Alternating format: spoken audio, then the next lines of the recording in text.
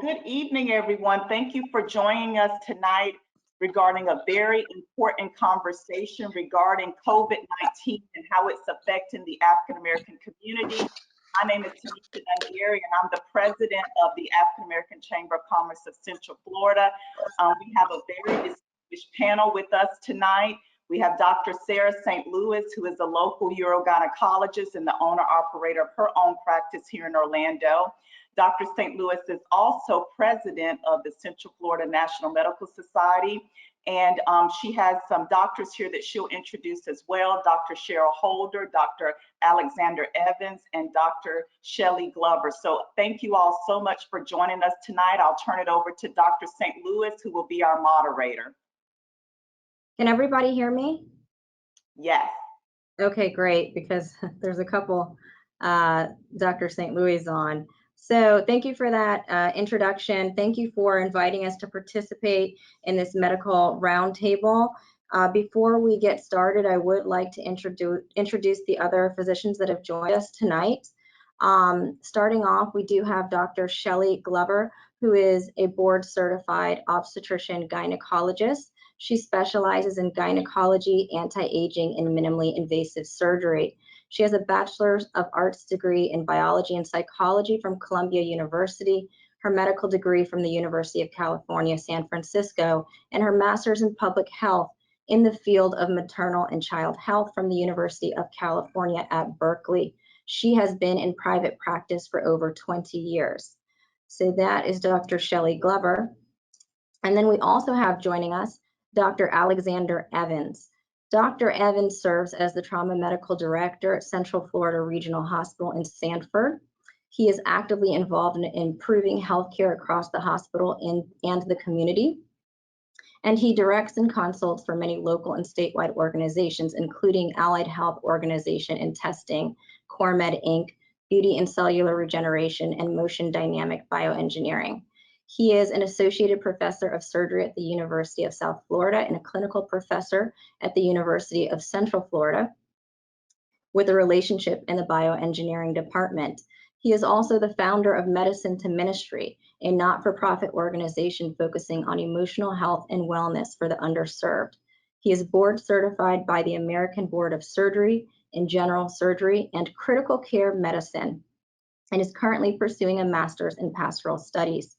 He attended medical school at the University of Florida and completed general surgery and a master's in business administration from the University of Illinois at Chicago. In addition, he completed a surgical critical care fellowship at Johns Hopkins University School of Medicine. We also have Dr. Cheryl Holder, who is board certified in internal medicine and has dedicated her medical career to serving underserved populations. Dr. Cheryl Holder is also president of the Florida State Medical Association, which is our state chapter of the National Medical Association. She served as medical director for Jackson Health System's North Dade Health Center. And she also founded the Coalition for School-Based Healthcare Services. And she joined Florida International University, Herbert Wertheim College of Medicine as faculty in September 2009. Her focus is in teaching medical students and also about working in underserved communities and promoting diversity in the health professions through pipeline programs. With those introductions, I would like to move forward and get started with our roundtable. As a brief introduction, I am president of the Central Florida Medical Society. That is our local chapter of the National Medical Association. The National Medical Association is the collective voice of African American physicians and the leading force for parity and justice in medicine and the elimination of health disparities.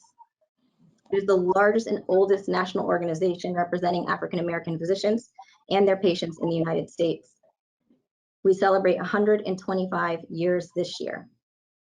Our local chapter membership includes physicians, surgeons, specialists that are MDs, DOs, pharmacists, chiropractors, podiatrists, as well as nurse practitioners and other allied health professionals.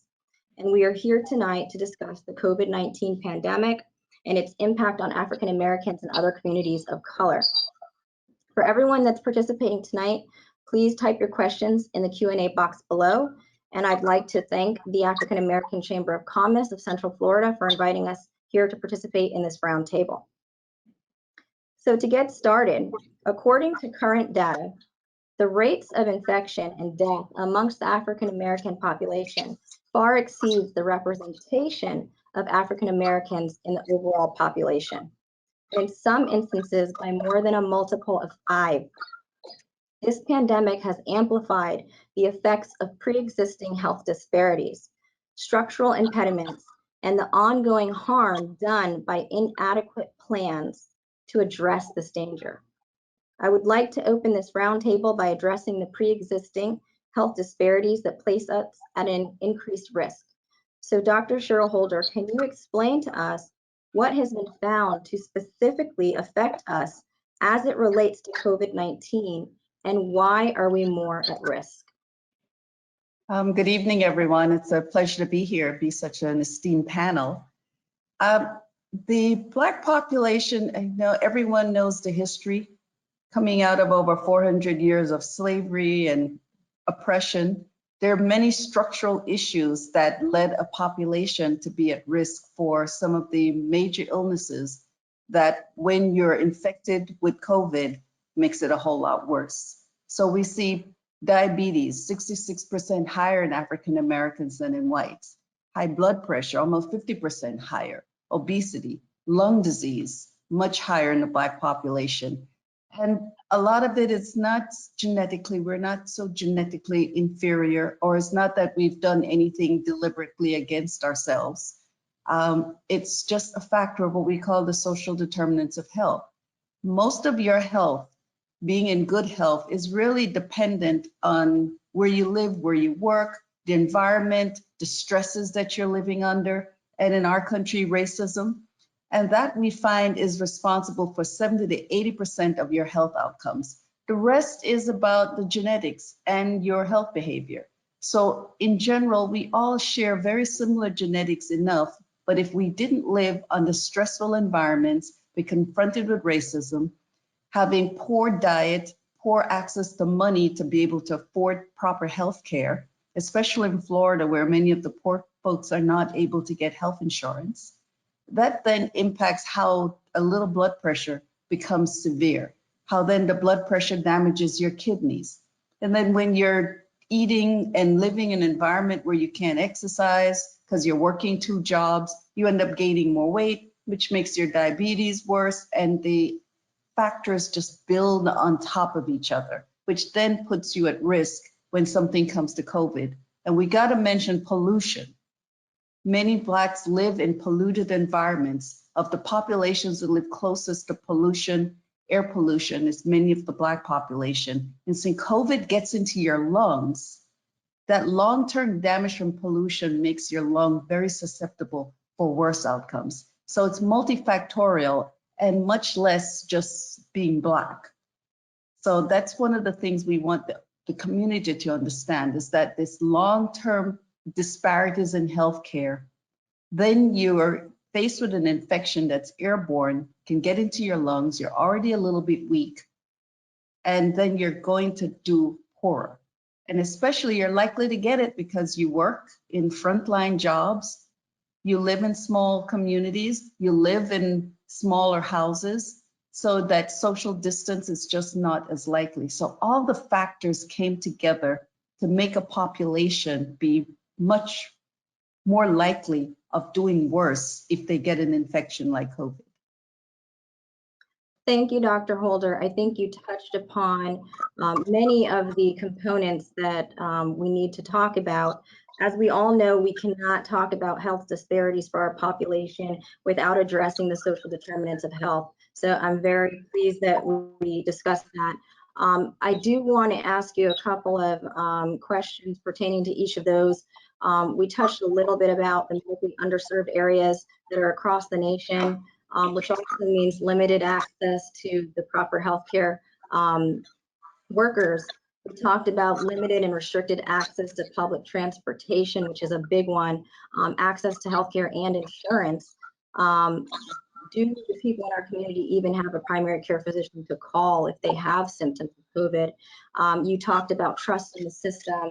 socioeconomic status, education, and also the physical environment. If you can touch a little bit more on the of employment and essential workers, and what does that mean for our population and their exposure, as well as, again, the home living environment.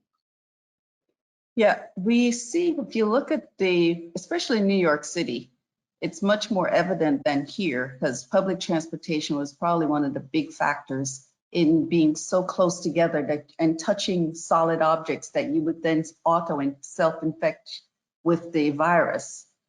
Down in South Florida, if you look around, I was just out and my UPS driver was coming by, was a Black male. I go to my public supermarket, most of the cashiers are Black females. The salon workers, the home health aide. There's studies down here where about 30–40% of the home health aides are Haitian women. In the hotel industry, a lot of the low-level workers, low-wage workers are Black. It comes out again, opportunities, educational attainments, which is lower in poorer communities, poorer schools. So it all comes together. It's like a perfect storm for the worst outcomes because every part of the social fabric that you've been disadvantaged for puts together to put you out front, be the person who's going to be in touch with more people who could pass on the infection to you. Then you go home and you're sharing the home in a multi-generational home because everyone can't afford the houses, especially after our 2008 collapse of the economy, where primarily Black folks, not primarily, but the larger percentage who recovered late were the African-American communities. So you have multi-generation homes, 2 families in one home. So it makes every disease that can be spread by air or by touching so much easier because you're right next to somebody. So it all makes sense. You don't have to be a scientist. You can just really look around you and say, yeah, if it's on the surface and 20 other people could be touching that surface, the chances of me causing infection is pretty high. And that's what we face with our population. Thank you. And we are going to touch a bit more on the actual transmission of the virus a little bit later. I'd like to pose the next question to Dr. Glover. Let's make sure we have her on here. Dr. Glover, what do you think is important during this time that our community, especially since we're at higher risk of suffering complications of COVID-19 due to the underlying conditions that we may have, what is important for our community to know as far as their overall health, prevention, and their care with their primary care physician?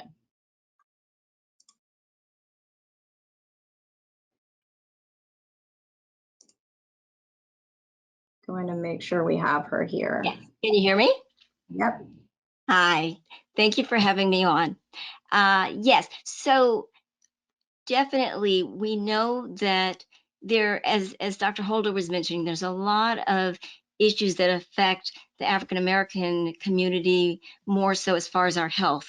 And one of the other things is a barrier to getting into healthcare, and then also a fear sometimes of the healthcare system because of things that have occurred in the past, such as the Tuskegee study, and where there's a distrust by a lot of African Americans of the healthcare system. So, and then there's a fear of COVID, and so it can sometimes become a vicious cycle where they're actually getting ill, and then they're afraid to go get help because they're afraid that if they go out, that they're going to actually say go to the hospital, that they're going to get infected, whereas they may actually need to reach out and get things taken care of. So I think that what's important is to do the basics, which I'm going to go over, but also to realize that you have to still take care of yourself because you have to be in the best health you possibly can be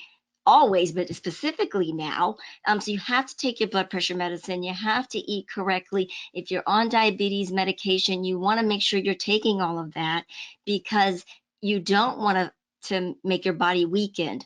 That even though the A lot of people think they can't reach their physicians. Most physicians are still reachable.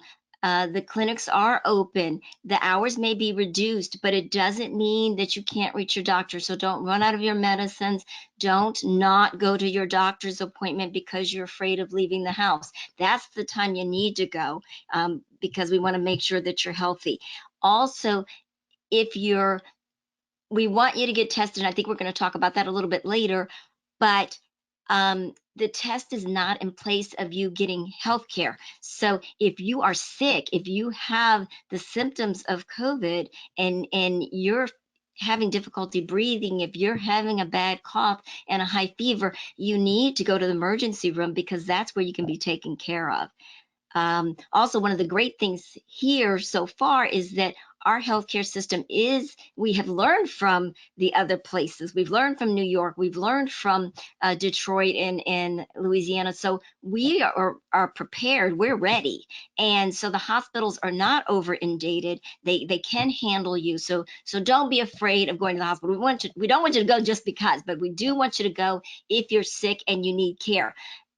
Especially if you have, and besides the COVID-19, if you feel like you're having a stroke, you feel like you're having a heart attack, anything that you would normally, go to the emergency room for, please go. Don't be afraid to go to the emergency room because you're afraid of getting COVID-19. The basic things that everyone needs to do, including our community, is basic hand washing. We talk about it, but it's really, really important. You want to this virus is extremely contagious, but easily killed.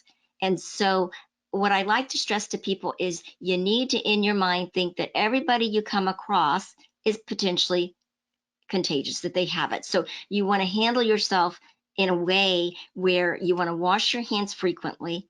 Antiseptics are great, the Purell and all of that, but it doesn't replace good hand washing. So if you have a choice between Purell or antiseptic gel and a sink with some soap and water, you want to opt for the sink with soap and water. So that's one of the things that I noticed, that a lot of people think the Purell is better. No. Soap and water is much better. The other thing is keep your hands off your face. We tend to, it's just a natural response, and we put our hands up on our face. So the whole goal is just to keep those hands off your face, because that's how we believe this is being transmitted, is getting into the nostrils and getting into the mouth. So the more you keep your hands away from your face, the much better you are. And if they're going up to your face, they should be clean hands. I don't recommend gloves because I don't think that the majority of people know how to use them, and they gives them a false sense of safety that they shouldn't have. So at least if you know you touch something, your hands are dirty, you'll go wash them. Dr. Glover, if you don't mind me interrupting, because I actually specifically am going to ask those questions, and I'd like for you to discuss each one of them in detail. Okay. Few minutes, the hand washing, disinfecting surfaces, and the proper use of masks and gloves. I really would like us to go over that. I do want to quickly, because you touched base on testing, first of all, reiterate what you said, which is that people need to know that their doctor's offices are still open. So if you have a question or a complaint or you run out of your medications, you do need to be calling your doctor's office. A lot of them are also providing telemedicine visits, so they can assess you either via audiovisual or just audio, and they can refill medication. So as Dr. Glover was saying, it's really important to stay healthy, continue your medications, continue your preventative care. But also, if you do have signs and symptoms of COVID, you need to get tested. So that moves us to our next question, which is geared towards Dr. Evans.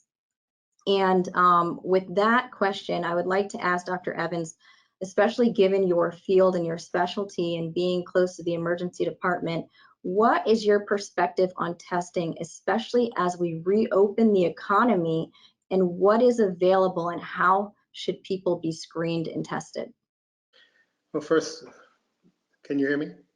Yep. Okay. First of all, I want to thank Dr. Glover for her points, because they were so on point and perfect in their nature. Testing is extremely important. What it does several things. Number one, first of all, it tells you whether or not you have the virus. But secondly, it gives those people who are the masters in public health and all these other individuals the understanding of where the virus is replicating, where is it growing, and now can then put policies together to help those individuals. And then you mentioned opening the economy. That's the next step.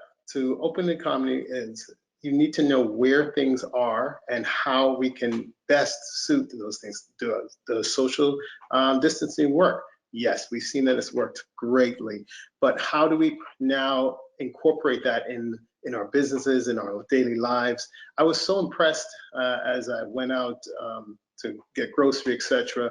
People in our community are taking this seriously. They're putting on masks and they're going and they're wiping down. The business owners are greatly involved.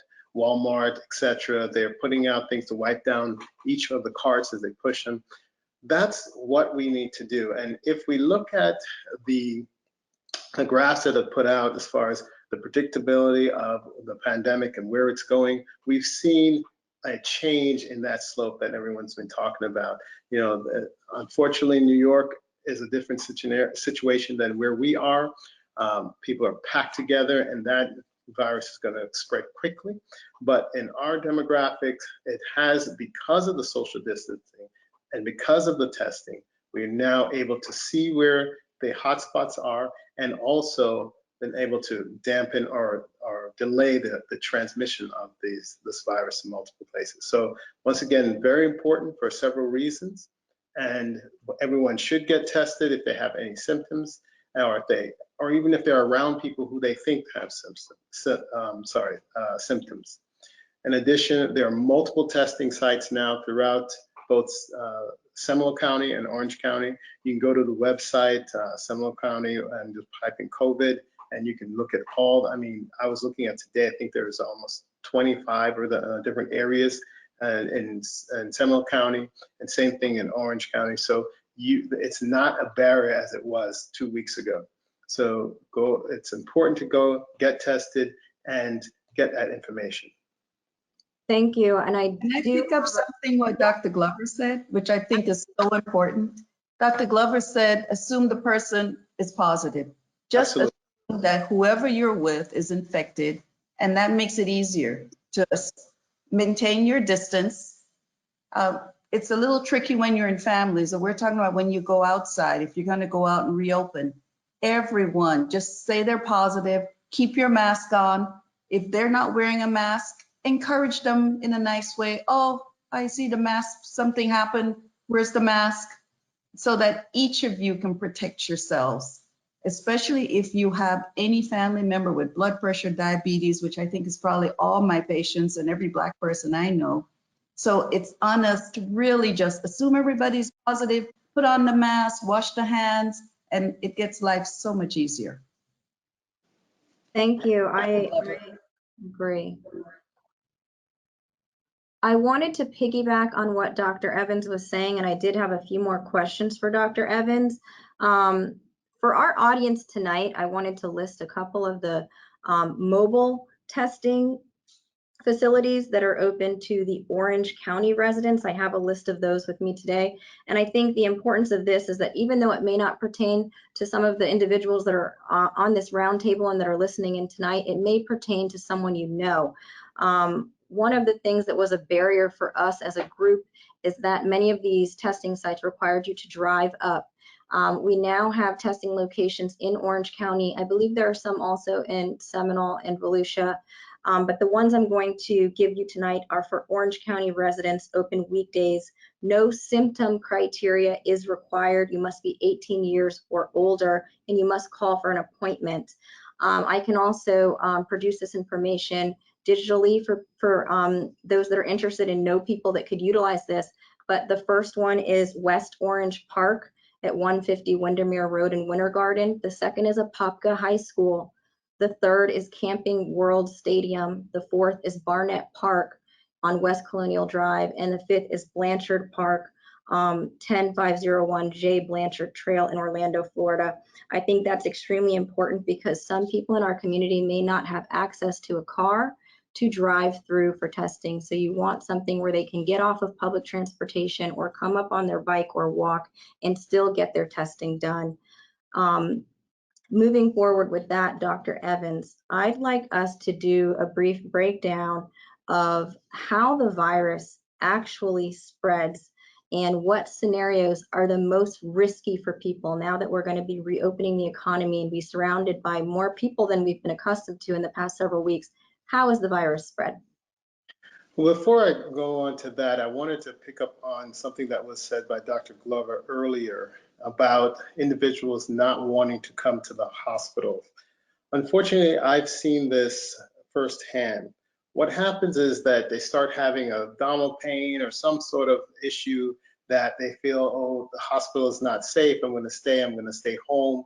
And eventually when they do come in, they are an extremist. I've seen, perforated diverticulitis with sepsis, with all our small groin injuries with coming into a fluid sepsis only because that they stayed and they stayed and they stayed. So I want to make sure that people understand that our hospitals in our community are very, very prepared for COVID. They're very good at what they're doing when they're taking care of these patients, and they're isolated away from you. So you do not have to fear. Actually, the best place for you to be when you first have any symptoms is to come in, because once you start having symptoms of something and your body starts deteriorating just from as it's fighting regularly, then you're now more susceptible to the COVID if you go around. So it's very important to make sure you make your way to the hospital if you have, or to your primary care physician or anywhere else, but seek medical attention when you need it.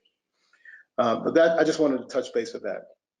Now, moving on to your question. So one of the things I also wanted to bring in when you were just speaking about with wearing masks. So I saw a sketch earlier this week where it talked about the susceptibility and the transmission of the virus between people when they're wearing masks.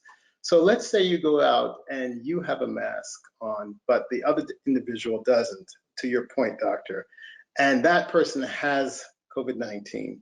The possibility of you getting that, if you're closer than the 6 feet that we're talking about, is almost 70%, even though you have a mask. When that person that has COVID-19 wears a mask and you do not wear the mask, then you're dropping that risk down to about 5%. When both of you are wearing masks, then the risk of transmission is less than 1.5%. That is significant, and that's why I'm mentioning from before, it's so important, and I'm happy to see that people in the communities, individuals are wearing masks, they're taking it seriously, and they're social distancing. That's why our curve has dropped. That's why we haven't seen the numbers that have been seen in other states. We have been prepared, and again, that's the reason why you should seek medical attention when you need to. So going from that, we wanted to talk a little bit about transmission and how it works. So in general, this is something that's spread by droplet, or sometimes just by speaking. You don't know what comes out, the tiny little droplet that comes out just by saying a T or bringing the together. That stuff actually leaves your mouth. And you don't see it, but it floats into the air and it then drops on another individual. That's where the virus is. Now, why is that so important, and how did it rapidly transmit in all these densely populated places? Is because, let's give you an example. If you have, let's say one person has the virus, and they go into a subway, or let's say they go into a hair salon to talk to their girlfriends, or they go to the barbershop, etc. The transmission is probably going to be about 4 individuals. Well, those 4 individuals, now we've learned that about 80% of the time, you have mild to no symptoms. But the other 20% of the people actually have some decent symptoms, and some of them actually end up in the hospital on greatly ill.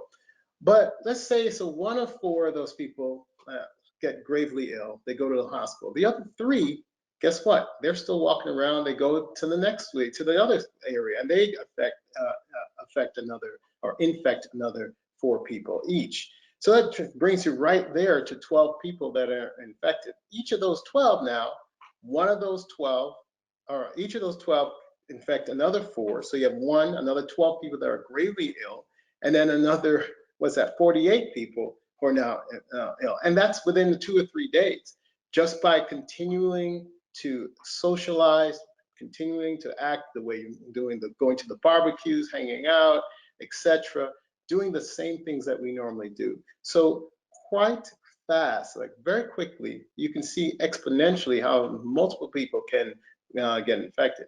Now, what happened in places like New York? This is exactly the transmission pattern. But quickly, you get to overwhelm the hospital system as you multiply the people who are critically ill at such a fast rate. That ends up causing the hospital not only to not have capacity for COVID patients, but they don't have capacity for the normal patients.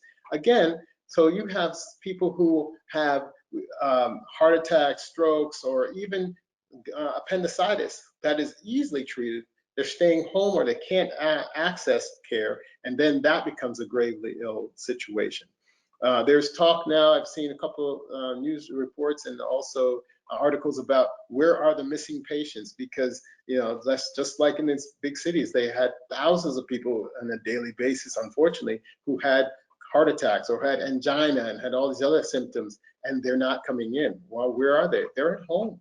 They're at home suffering. And I'm concerned that we're going to see an influx at the end of this of just very sick, normal people that we need to take care of. Our acuity in the hospital that I work in has ramped up extremely. And even though we have less patients in the hospital, they're all gravely ill. That was a phenomenal description of transmission of the virus, as well as the decreased rates of transmission when 2 people are wearing a mask versus 1 person that's affected versus 1 person that's not. If anyone has further questions on that, or if you do have questions at all, please place them into the question box or the chat box and we will address them. Thank you, Dr. Evans, for all of that. And that personal description of what it means for people when they do go out in public and back into society, to places such as the hair salon or the barber shop. I'd like to ask a question towards Dr. Holder about the importance of staying home, given what Dr. Evans has just described, and moving forward once the economy is open. For the general public, what should their everyday life look like, and particularly for the elderly, for people that have underlying conditions, and for the youth? What's really important is what Dr. Evans said, that what we're seeing, this decrease in the number of infections, it's not that the virus went away. It's just that we're not out there passing it on to each other. So when we go back out, that same group of folks that have high blood pressure, the elderly, diabetics, if anyone who has major smoking or lung problems, I would think twice and only do what's absolutely necessary. It gets harder when when you need to work and your job says you have to come back. So that is a challenge. But if you're going back, you should definitely have a good mask. Your job situation should make sure you're not in contact with others. And if at all possible, if you're in any of the very high risk group, see how much you can delay till we really have a better treatment and better decline. We've not had 2 to 3 weeks of significant decline to know that it's safe. So not safe, but safer. And we know this virus will be here for several more months, probably another year plus. We're going to see it, because as people go back out, and as Dr. Evans said, you might meet one of those 3 people who were walking around who didn't know they had it. And then those 3 to those 12. So if you can stay home, stay home. If you're going to go grocery shopping, your goal is to limit your exposure to any situation that's closed in, where you're with random people that you just assume are positive. So your goal is to decrease your exposure to known people, that people you don't really know very well and are positive. So you're going grocery shopping, get a list, go in for 5-10 minutes, pick up what you need, go home. Everywhere you go, limit your exposure, wash your hands, don't touch your face, always wear a mask at all times. And if everyone maintains the vigilance, that will help with your exposure. Elderly, I really encourage you, over 65, over 70, if you have any medical problem, really ensure that you can stay home if possible. You can go out and exercise outside your home, but decrease random exposures into the supermarkets, post office, just out. It really isn't worth it for at least 6 months to a year till we have better management of this problem.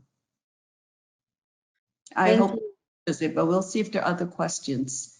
We did actually get one question, and I'll direct this towards Dr. Glover because it is up next on our list. We want to specifically talk about how our community can properly and safely protect themselves against the spread of the virus. And the question from the audience was to discuss the proper use of gloves. Thank you. Okay. So the proper use of gloves is to not wear them. That's my recommendation, because I'm a healthcare professional. I wear gloves all the time, and I can tell you, I've worn them to the grocery store, and it's amazing. I mean, you think you're being so safe, but it is so easy to cross-contaminate, and you just don't realize you're doing it. I realize I'm doing it, and it's amazing to me. You have to think, I mean, because you're touching something on the shelf, and then you're putting that in your cart. Well, somebody else has touched that thing on the shelf. So now that glove is now contaminated. You get to the front, and now you want to pay. Are you going to keep that glove on when you reach into your purse? If you do, you've now contaminated your purse, then you grab your credit card, then you're putting your credit card in the machine. Somebody's touched the credit card machine. And so people, like I said, when you got your hands, you're a little bit more aware of what's going on than when you have these gloves on your hands. The other thing that I've seen that drives me crazy is that people get sick of the gloves, right? So what do? They take them off. And the crazy thing is a lot of them take them off by pulling them into their mouth, which is exactly what we don't want. We want the gloves to stay as far away from your face as possible. Or heaven forbid, we got the glove and we're wiping with the gloves. So the best thing really is just not to wear the gloves. I think you're more aware of your hands, and you'll do much better with. Okay, thank you, Dr. Glover, for that. I do have a few follow-up questions for you as well. One of the scenarios that I saw on social media that was a great example of how people are cross-contaminating themselves with the gloves is to imagine that you put gloves on and then you dip your hands in paint, green paint, and then you're trying to go about this grocery store. If you notice, you touch the apple, put it in your cart, you touch your phone, you put your phone to your face, you've now got green paint on everything you've touched. And I think if people were to think of the virus as everything you touch, you now have paint on those gloves, you'd be more careful where you put the gloves after touching an object. Thank you for your description of the proper use of gloves. I also would like for you to touch on wiping down surfaces, high traffic, high volume surfaces in your home and in your place of work, and what types of cleaning solutions can people use? Okay, so you want to wipe down your surfaces even at home, because most of us are still having to go out of the home to get groceries. And I think that especially in the African American community, especially in the lower income, a lot of people can't afford to buy a bunch of groceries at one time. So they do have to go out and expose themselves. And every time you're bringing that thing in, you also have to assume that whoever touched that before you, once again, potentially could have had COVID-19. So I drive my family crazy because I tell people I'll wipe down everything, including you, if you stay there long enough. And so, you should have you should wipe down your surfaces. Any kind of, once again, the disease is easily killed. That's the great thing. So anything that has alcohol base to it, antiseptics, Clorox bleach, anything like that. Now, please, if you're using straight Clorox, it's a bleach now. So we don't want you to burn your hands. That is a time now. That's when I like the gloves. I like the gloves when you're disinfecting. If you got home gloves, that's a good time to put them on so that your hands are not, you're already going to get them raw from washing them all the time. You don't need to be handling disinfectants with your hands. That's when I want you to pull out the gloves if you're wiping surfaces down, ideally. And what I do whenever anything comes into the house, so I wipe down all my counters. I leave shoes at the door. My shoes, if you have a garage or right in, as soon as they come in the door, my shoes stay there. I don't wear this, ladies. This is not the time to pull out all your clothes and get fancy going out the door. I mean, do put clothes on, but no pajamas in the grocery store. But you know, wear pretty much the same pair of shoes and just leave them at the door. And you want to be able to spray those shoes with disinfectant. And so you don't, you know, you're not going to spray your really nice shoes. So I kind of leave things at the door. Then if I, you know, wash your hands as soon as you get into the house. I don't care if you think you didn't touch something, you did.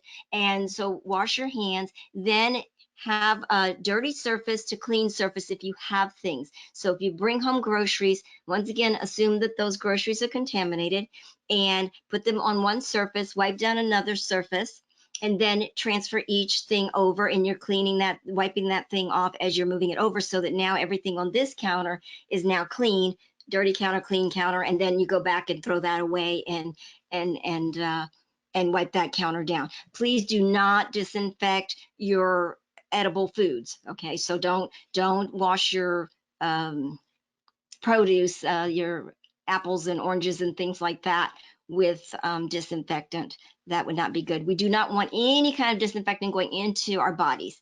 That is not a good place for it to be. So be careful with that. Just if it's something, well, they have sprays.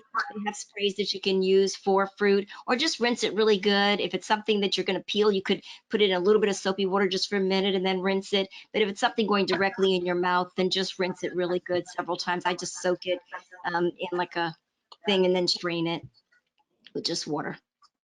Okay, Yes, thank but you. water works really well because you may run out of bleach. Don't be afraid. Make a good soap and water solution and let it sit on it for about 3 minutes. If you don't have the bleach, let it sit under disinfectant and water. Cover it up for about 3-5 minutes, then clean it down. And that usually kills the virus because the virus has a coating around it, an envelope. And the soap and water breaks that envelope up and kills the virus. So if you run out of bleach, don't panic. Soap and will work. Just let it sit in the soap and water, then clean it up. And you should just do it a lot, and you should be able to control the virus. Thank you. We did have a few questions come in, and I do want to make sure that they are addressed. I want to point the first question over to Dr. Evans, and hopefully this should be a fairly quick one, and then we have 2 more. The question is, can you over sanitize and cause other lung issues, for instance, if you're using Lysol? Well, yes, I think that you should be careful about what you use. Just like any other time in our history, if you use too much of any sort of caustic substance and you start inhaling it, it will cause problems, particularly those people who already have problems like asthma or reactive airway disease, etc. It will cause that. And then, unfortunately, that makes you now more susceptible to COVID-19. So yes, you have to be careful the same way you used to, and Dr. Glover hit all the high points on cleaning. Okay, thank you very much, as well as Dr. Glover mentioning that dilute solutions of bleach are appropriate as long as they're diluted. And then your regular household cleaning items can also be used to disinfect, such as 409 or other regular household products. The next question for Dr. Glover is going to be, if you can please discuss diet and exercise and supplements that can boost the immune system. Many people of color are not making good food choices, and a lot of that has to do with the social determinants of health that we discussed. And the question is, now that we are doing what we should have been doing, which is cooking at home, what are good immune supplements? What is good diet and exercise advice? Great. You know, I think that that's one of the things when we're at home, most of us are used to being confined at home for hurricanes, which is very short, and we tend to go with comfort foods. And most of our comfort foods are kind of fattening foods. And so I always say, don't have your hurricane corner right now, because you're being quarantined for too long. And even afterwards, as we said, Dr. Holder said, you still want to be at home more than you are out and about. So this is the time to actually develop good habits. This is not the time when, you know, they've got the little things out there. You're going to either be fat and alcoholic or healthy, you know, or in shape, you know. So let's pick to make this a positive. Let's take some of the positives out of this. We're home. We have the extra time. You don't have the excuse that you don't have time to exercise. You actually do have time to exercise. You just have to do it. And so kids call it play. Find something you actually enjoy doing, and if you can't, I mean, if it's something you can't do, at least go outside, get some fresh air. You can walk. Don't say you're gonna run a mile if you've never run a day in your life, but take on little things. I'm gonna walk to the end of the block and back, and you don't have to jump in the bushes if somebody comes near you, but you're not gonna stand and have somebody violate your physical distance. You just kind of say hello as you go on by and keep on moving. I don't recommend, personally, you guys can respond to this. I think you have to be careful about wearing a mask when you're running or something. I don't want you to inhibit your oxygen. I would think that, once again, as long as you don't stop and carry on a conversation with someone, that it's good not. I don't wear a mask when I go out and I'm exercising.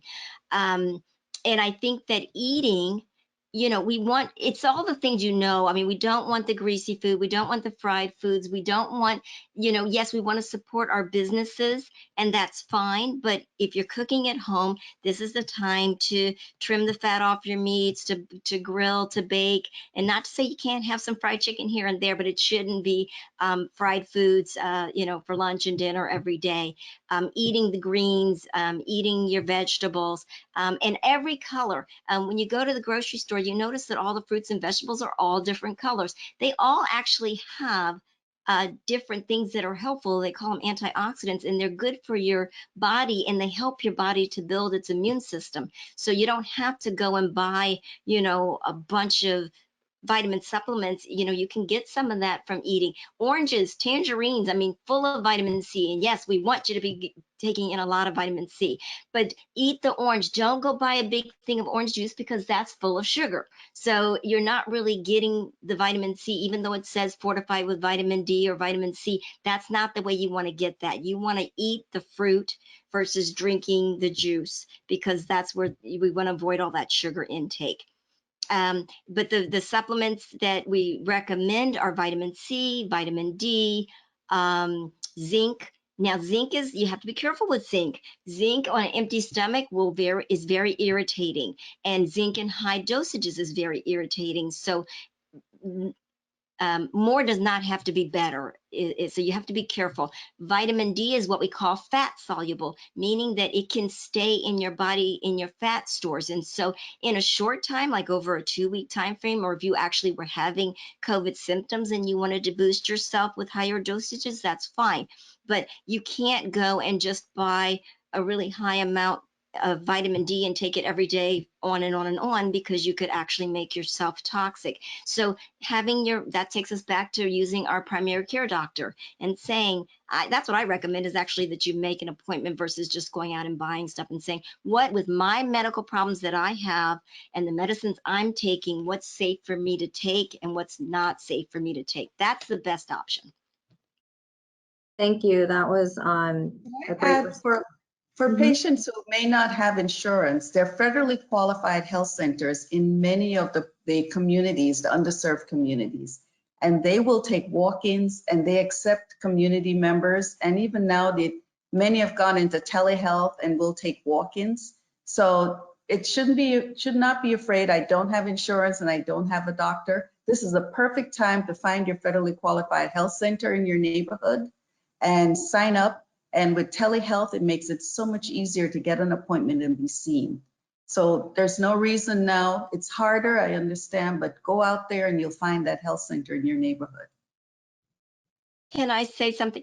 Telehealth, just to make sure that people are clear what telehealth is. It's exactly what we're doing right now. It's a video chat between the client or patient with their doctor. So it's great because you can be at home in your pajamas and talk to your doctor. But even for some of the elderly, or for people that don't have a smartphone that has video conferencing or a computer, you can also do phone consults as well.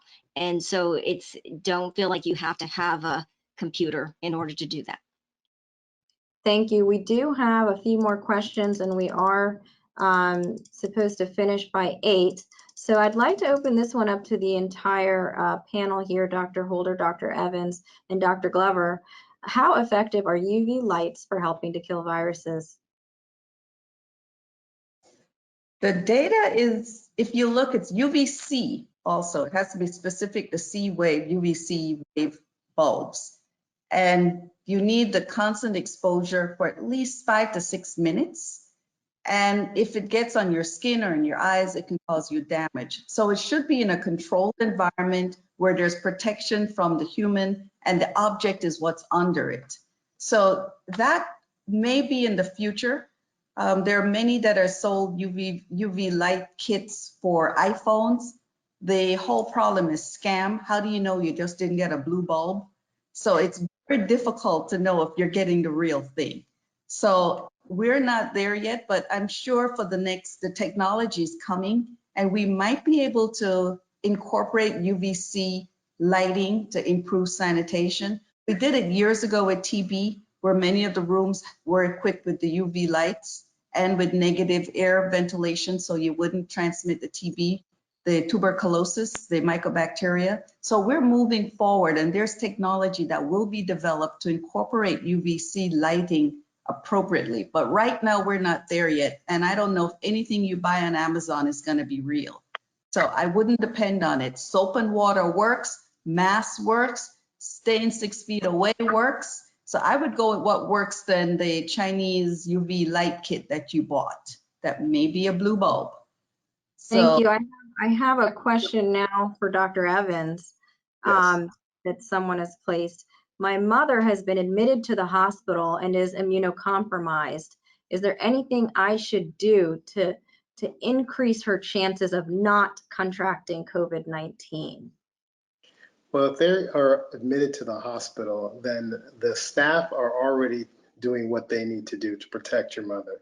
The bottom line is most hospitals now have areas in which the COVID-19 patients are sectioned off, and there's only certain number or certain different nursing staff and doctors that are taking care of them, so not everybody is. If there are times, obviously, where a physician that may be taking care of a COVID-19 patient may be taking care of your mom. That is already built in as far as training, as far as how to don and doff, meaning put on the proper equipment and take off the proper equipment. And as I said, everybody is very, very aggressive about washing hands and being very specific about protecting everyone else, because that is, I mean, it actually said, it really is important to every physician, every nurse, everyone in the hospital not to infect anyone else once they have COVID-19 patients. So that's sort of built into the system. Thank you. And the next question is for Dr. Holder from the audience. If you do contract the virus, what is your advice on treating it from home? Basically rest, fluids, like any other viral infection, and monitor. You're going to check, there's some ranges of time from when the initial infection, most symptoms start 2 to 14 days after you've been infected. So many times you don't know it when you're passing it on. Then when the symptoms start, for many people, it's just a runny nose, it's fatigue, it's tiredness. We're saying take Tylenol for aches. There's some data, we're not sure what's the best medicine, if some of the other medicines may cause problems, but we know if you have fever, take Tylenol, lots of fluids and rest, and monitor your symptoms. If your cough gets worse and shortness of breath gets worse, we say go into the hospital, to the emergency room. There's something called a pulse oximeter that's now being used and being considered to see how much oxygen is in your blood. And that number, when it goes in the lower 90s, that might be concerning before you feel sick. So what we recommend is just temperature checks, monitoring your symptoms. If you're getting short of breath, go on in. There's a lot safer for you to go get checked at the hospital. They draw some blood work, they'll monitor your labs and see if there's anything looking abnormal, and then they'll give you guidance. But the first few days, it's just like any other cold and flu, where you're monitoring yourself, you're drinking fluids, and you're getting rest, and you're trying not to infect anyone else, especially if you're sharing a bathroom. The virus lives in the feces for many days later, several weeks later. So it's important that you clean up after yourself if you're well and able, so you're not infecting others in your bathroom.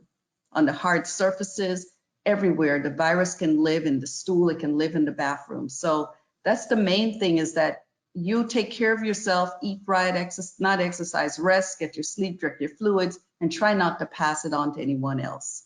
And then monitor your symptoms. Day 8, 9 of your symptoms is when the people who are going to do well kind of start getting better, and the people who aren't start getting worse. So if you're in a week and you're still not feeling great, fine, get some help. Again, federally qualified health centers are available, emergency room centers are available. If you don't have insurance, go and get some help and you'll get guidance there. If you have insurance, call your doctor, because they'll call and talk to you by telephone. There's the health department telephone number. You can call and talk to someone. It's best to talk to somebody, get some guidance, and get some rest, and don't pass the infection on as much as possible to anyone else in the household. There's no treatment right now. Maybe in another 3 to 6 months, there'll be better treatment, but right now there's no treatment. Thank you. We do have, Dr. yes. St. Louis, could I add to that? I just wanted to add in that normally when we have someone sick in our house, we want to take care of them, right? And so that's our goal. We want to hug them. We want to bring them things. This is a time when, even though this disease is very contagious, what is interesting is it doesn't mean there are households where everyone in the house gets it, but there are households where they don't. And so if you are getting flu-like symptoms, then don't watch coughing and stuff like that. But if you can go into a room by yourself and sleep by yourself, if you have that ability, then you want to isolate yourself. And it doesn't mean that your loved ones can't bring you things, but they should literally bring them and kind of drop them outside the door versus coming in and chatting with you. And because if you're coughing, once again, those particles are in the air, and you don't want everyone in the house to get it if at all possible. So you kind of have to be we have to change the way we kind of handle somebody that's sick in our house to protect everybody else. Very good We point. didn't mention church. That's a big area that I'm getting some questions about with my patients, about how do I go back to church? And that you'll follow your minister, and social distancing is key when you go back, and wearing masks, washing, and that passing the peace where you would normally hug or shake hands.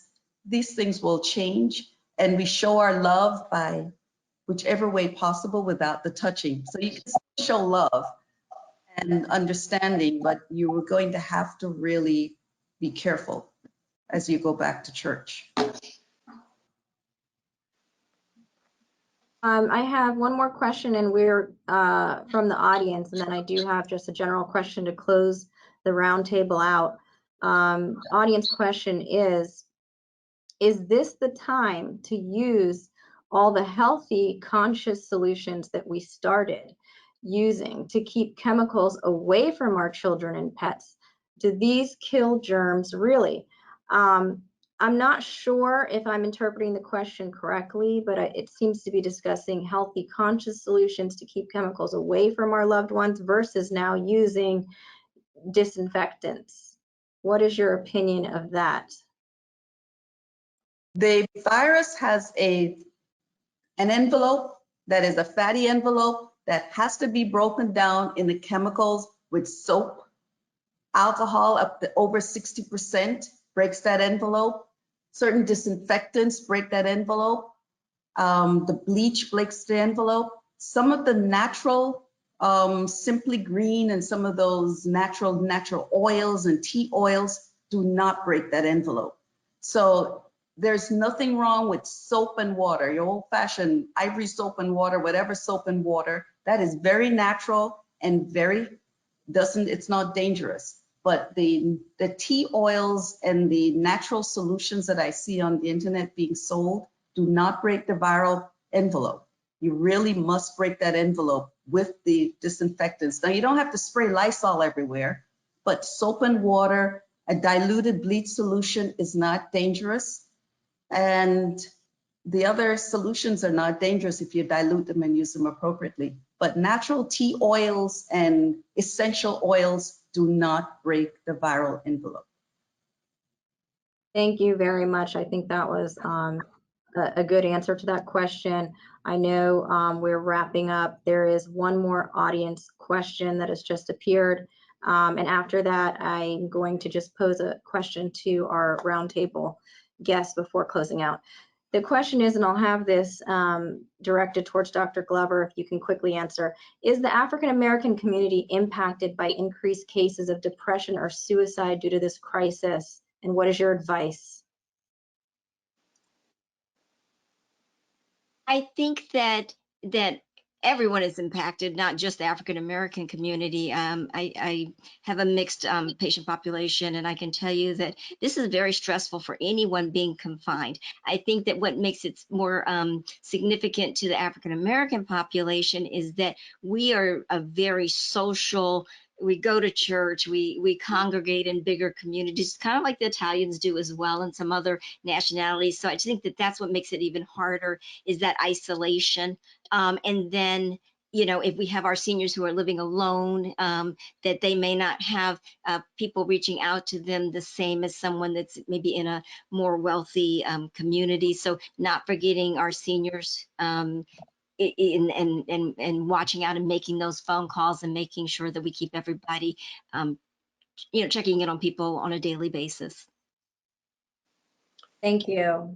Just wanted to say that there are, if you look online, I don't know all of them right now, but there are some things that are available if people want to call and talk to someone. Obviously, if you're feeling suicidal, obviously call 911 or call to get some, because as Dr. Glover mentioned, we're a social group of individuals, and our therapy usually comes from church or so many other, you know, avenues. So please just reach out. That's the most important thing. Thank you. I think that's extremely important to check in with your loved ones. And in particular, if you do have family members that are healthcare workers, check in with them as well, because their mental health is important. I would like to just finish out the roundtable discussion by asking each one of our panelists to give their short piece of advice on, with the opening of the economy, what message do you want to share with the African American community so that they can keep themselves safe, regardless of what is coming down from the state and the government? I'd like for each of you just to give your advice. Dr. Holder. I'd start with assuming everybody's infected and use your precaution. Use your mask at all times, hand wash, maintain your distance, and find trusted messengers. And you have them in your communities, whether it's the doctor or someone in the health system. They're usually the National Medical Association. We have the different medical societies. Find somebody whose information you can trust so you can share your fears and so you can do what's right for you, because build on your strengths. We've gone through worse as a community, and we'll make it through this one if we protect each other by wearing our masks, washing our hands, and really working together to making sure that no one gets infected. Thank you. Dr. Evans. I just wanted to say that business as we knew it has now changed. We're going to have some permanent changes and some temporary changes for the next few years even. So as you go out, I know some of our community, our leaders, they have businesses, etc. You know, we're going to have to figure out ways to socially distance from a business standpoint. Even if you go to some of the banks or even the community stores now, they have the distances marked out on the floors, and you're checking out differently. They have the lines in which you go up and down. All this is going to probably be here for a while. What you have to remember is, and just what Dr. Holder said, is protect yourself first. Wear your mask, continue to wear masks. I mean, I'm actually pleased again with the styles and the different things that people are coming up with to wear masks. Masks are going to be around for a little bit, and that's how we stay healthy as a community. That's how we get back to a new norm, but definitely norm.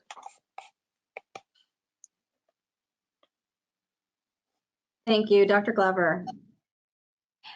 I would just piggyback on what Dr. Holder and Dr. Evans said. This is going to be a new norm. As long as we realize that, as long as we realize that we're not going back to business as usual. If you think that just because we quarantined for 2 weeks, or well, excuse me, it's way longer than 2 weeks now, but just because we quarantined that now, oh, it's okay, and I'm going to go back to doing exactly what I did before, that's not going to work. That's going to cause the virus to go flying through the roof.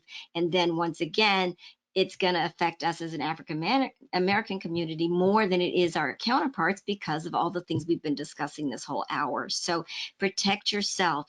Assume you are more vulnerable and love yourself enough to stay at home if at all possible, and really think twice. You know, do I really need to go get my nails done? Do I really need to get my hair done? If I do, how am I going to do that? And avoid the big crowds, avoid you know, even if no one else is wearing a mask, wear your mask. And if you pull up into a parking lot and it's really crowded, think about maybe coming back another time. So just kind of protect yourself, assume everybody's positive, and that you don't want to get this, because what 80% of people will be okay, but if you're one of the 20% that's not, it's not a good thing.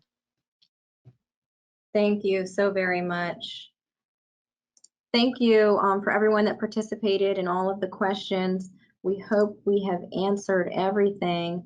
It seems that we have. If anyone would like to follow the Central Florida Medical Society, you can find us on Facebook and on Instagram, as well as our website. I'd like to now turn it back over to Tanisha Gary. Thank you to the African American Chamber of Commerce of Central Florida.